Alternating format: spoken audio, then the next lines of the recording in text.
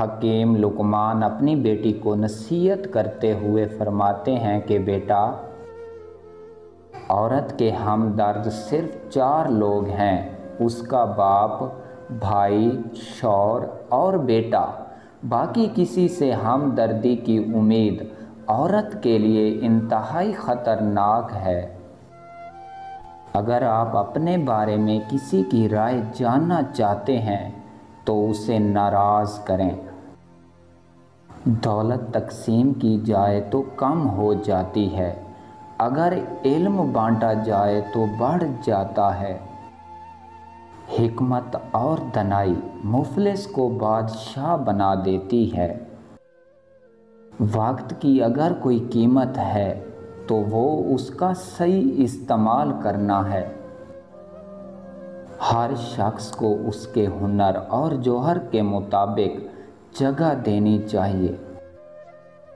اگر آپ کسی محفل میں بیٹھے ہو تو اپنی زبان کو قابو میں رکھنا۔ عقل مند انسان کو اپنے گھر میں بچے کی طرح اور اپنی قوم میں مرد کی طرح رہنا چاہیے۔ حضرت حکیم لقمان اپنی بیٹی کو نصیحت کرتے ہوئے فرماتے ہیں، میں نے لوہا پتھر سب اٹھائے لیکن قرض سے زیادہ بوجھ والی چیز کوئی نہیں اٹھائی، اس لیے اپنی زندگی میں جتنا ہو سکے قرض سے بچنا چاہیے۔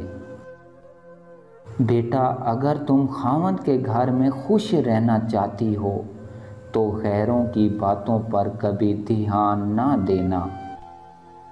شوہر کے رازوں کو ظاہر نہ کرنا، یعنی گھر کی بات کو گھر تک رکھنا۔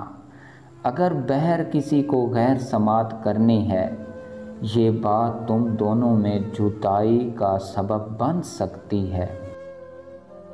ہمیشہ خاوند کے مال کی حفاظت کرنا، یعنی اس کو اپنا مال سمجھنا اور اس سے صحیح جگہ خرچ کرنا، فضول خرچی سے بچاتے رہنا۔